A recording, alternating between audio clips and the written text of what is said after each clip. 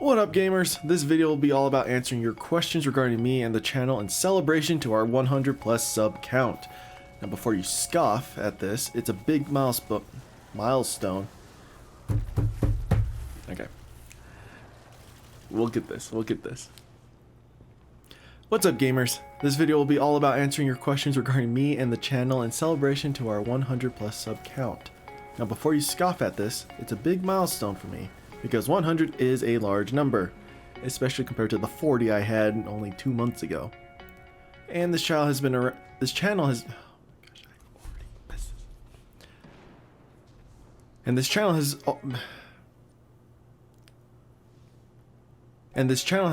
for almost 2 years of constant streams and videos, so it was a huge morale booster for myself. About a month ago, we passed the 100 threshold, and a viewer during that stream suggested that I do a Q&A video because a lot of people had questions and whatnot about me. I thought it was a great idea, and so here we are. I posted a very quick video asking for questions and compiled them all together here, all neat-like, along with some frequently asked questions I get on stream or over on my Discord. So let's get to it with the questions we got over in the comment section of that video. First one is from user Dana Y, or Jaden as they prefer to be called, asking, can you play Terraria? I've never played Terraria and have never seen any real gameplay of it. However, I'd love to play it sometime as I've only heard good things about it and it seems to be in the realm of games I enjoy playing.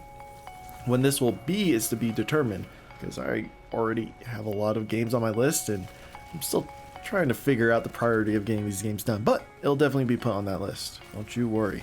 The next question comes from King Lawrence, who asked two questions, two of them. First one was, have I ever co-op with another YouTuber? And the second was, can you play Pokemon? In answer to that first question, I can only assume he's asking if I've ever collaborated with another YouTuber. And the answer to that is a yes? Question mark. The reason for this is about a year or so ago, IrishConnah came by my stream and we joined up in his Discord and played some Destiny 2 together. He's got a Twitch channel if you want to check it out. Link in the tag thing or in the description. Both, if not description. And it was a lot of fun. I haven't really talked to him forever. We speak every now and then, but we haven't played together since then. And I really should reach out and play some more, especially with this new Destiny 2 content out. But he does play a lot of Arma 3 and games similar to that if you're into that. And if you want to see some fun gameplay from him, go check him out. But other than that, I haven't really chatted with other content creators, much less the real popular ones. Don't get me wrong though, I'd love to collab with others, because it's always more fun messing around in a game with someone else than just by yourself and having the occasional peep on chat to talk to. And the second question about playing Pokemon is a little dated, because between then and now I just finished my Pokemon Legends Arceus playthrough. If you haven't seen that, go check it out. It's a great game, and I get frustrated quite a few times by the battle mechanic, I will admit. But other than that, you'll hear nothing but great things from me as I weave my way around this wondrous new world of Pokemon. Up next is someone who has, in my opinion, the greatest YouTube name in existence. It's Demetrius DeMarcus Bartholomew James III Cousins Jr. And they ask, what's your side on critics? I wish I asked for a little clarification on this before starting this video, but I believe he is asking what my side is on people who critique things, and spread the hate train to others. To keep it short, not the biggest fan of them. And because this is a good question and it's gonna get me ranting, I had to bullet point this just to keep my thoughts straight. First bullet. Now all critics are bad. Criticism is what leads to change and improvement. It's needed. It's necessary. That being said, most critics are just out there for the clickbait and money, regardless of what media output they go through. You'll see this a lot with journals and videos and news, everything, right? Bullet point 3. People take critics way too seriously, hence why those who are out for the clickbait and money help spread hate and distaste to their various topics. Bullet point 4. The internet is too full of these people. Why not watch or read something positive? Bullet point 5. We cling onto negativity so easily since the internet is so widely accessible and anyone can post their opinions on there. Hate and distaste spreads like wildfire. You'll always find people hating on something, no matter how big or small, and most of the time they are the louder voices. I started ranting there even with my bullet points, but I only realized my deep passion for the subject about a year ago when I stumbled across the channel CinemaWins. Don't know who they are, they just take movies and critique them in a positive light, no matter how hated or how loved said film was. And this helped open my eyes to how blinded I was getting from the media about topics and the negative light they keep putting them in. And ever since then, I tried to only look for the positive or neutral with an attitude of understanding the situation from both viewpoints before forming my opinion. Of course, I have an initial opinion, but I work to try and bury that down and not let it be a bias to truth. I'll leave CinemaWins channel link in the description if you want to check that out, but yeah, that's kind of my hot take on critics. Up next, Hunter Masters asked, when did you get the idea of being a YouTuber?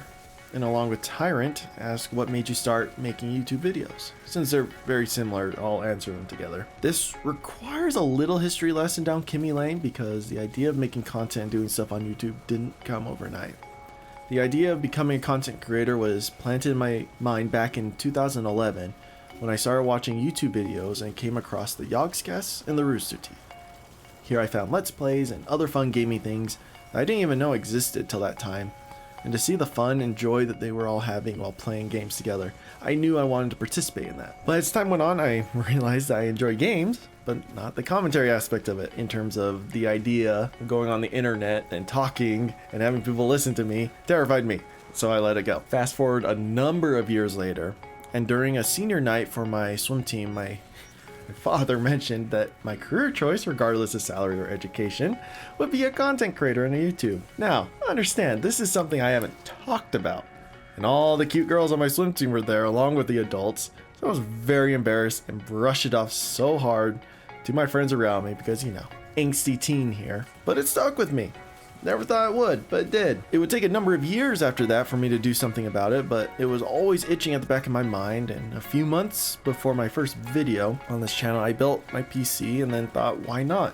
What's stopping me? COVID currently has me out of a job, no school, and I'm not doing anything with my life at that moment, so why not start? And after a few months of research, getting the right software, minimum hardware, I did my first stream. And 2 years later, about 2 years later, here we are. Yeah, good question. Next one. User I simp for Ryan Mahalik's bald head, or simp because goodness sakes, asked what's 1 + 1 and what is my address and credit card info. Obviously, the answer to 1 + 1 is 3. Literally anyone who did math knows that. And if you don't know, Google it.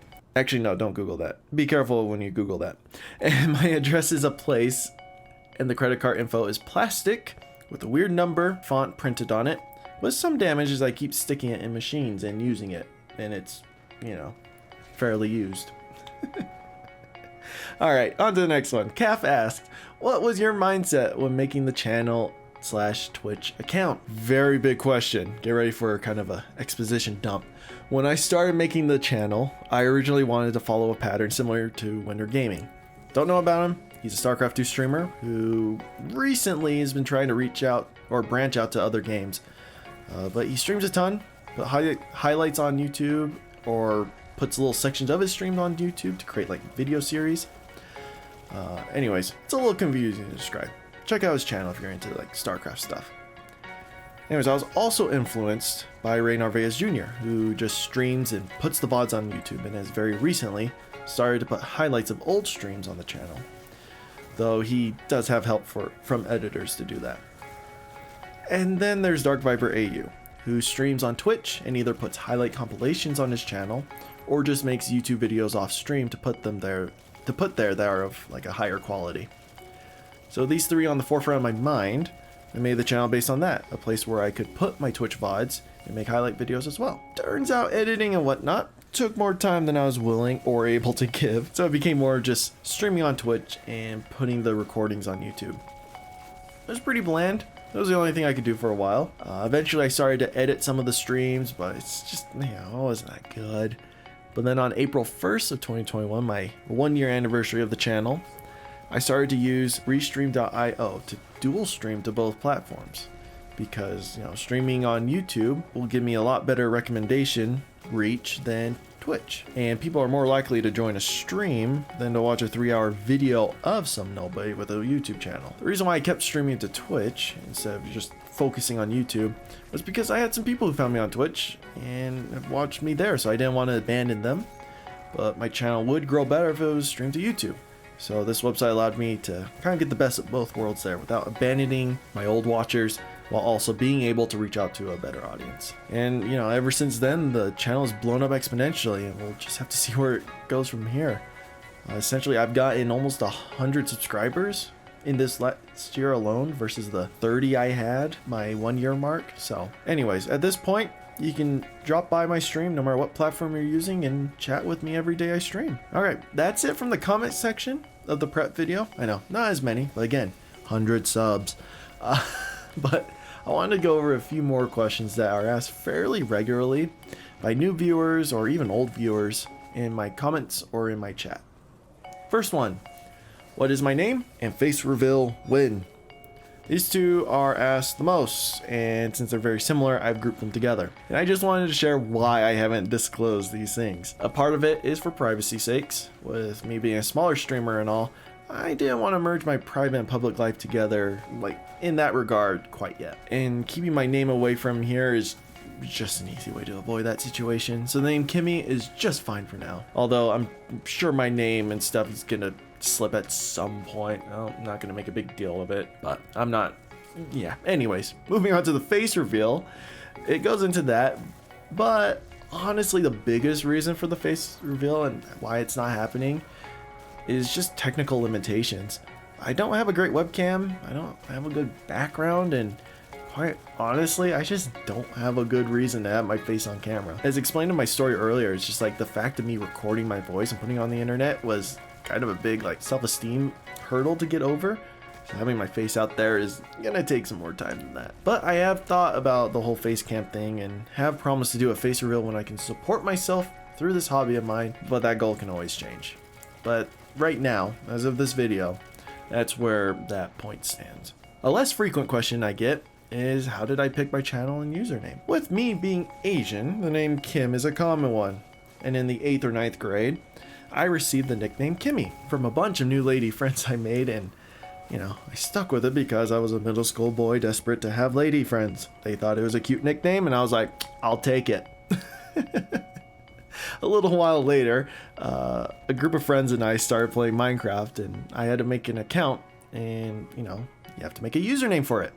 And since it will be my first username, one that people on the internet would see, and given I was 14 years old at this time, and the only nickname I had was Kimmy, so I decided to use that. As I was typing that in, however, I realized that Kimmy is more of a girl name than a guy name. Didn't even cross my mind until then, but I was like, I think there are more Kimmys in the world that are women than men. So I decided to put boy at the end to clarify any confusion. That was taken, however, so I had to think of a number sequence and thought of one that I used back in kindergarten, some random password. The only reason why I still remember it is because it's 1596. If you look on the number pad, you just go up in the diagonal and then down one. Thought it was so smart in my little kindergarten brain, and I still remember it. So that's how the username and channel name was born. Honestly, nothing too fancy about it. I've used that in all gaming aspects that I have, and it's never taken. So please don't take it. Please. I don't plan on changing it anytime soon. Obviously, I dropped the numbers and put gaming on it to make it a little like more channel friendly, but Kimmy Boy will always be my online name. All right, this story leads great to the next question I get asked frequently. Do I play Minecraft? I just explained. The name was born off of a Minecraft account. So yes, I do play Minecraft. I'm not big into servers and whatnot, so you won't see me around there or doing any like crazy things with Minecraft or trying to make it my focus, but I do enjoy playing it, and I currently have a Minecraft series in the works. You can see the first little bit of it on the channel. It's on pause just because, you know, I really want to finish it. It just takes a lot of time, and with me busy playing other games and stuff, I just don't have the time to do it. It's called the City Construction Challenge. Essentially, it's you play vanilla Minecraft. It limits you down a ton. It gives you requirements to like build certain buildings using certain blocks, not using certain tools, stuff like that. And it's a really fun challenge. I want to get back into it. My plan for it, like when I start doing this again, is to stream it with you guys, especially since I have my audio separated with the recordings. I can edit this down, take my voice out, speed up the gameplay, and then just make a shorter video of the process of the challenge. That way you guys get a very quick, like time-lapse-ish type style of me building up the city, me doing just a quick talking over of our progress.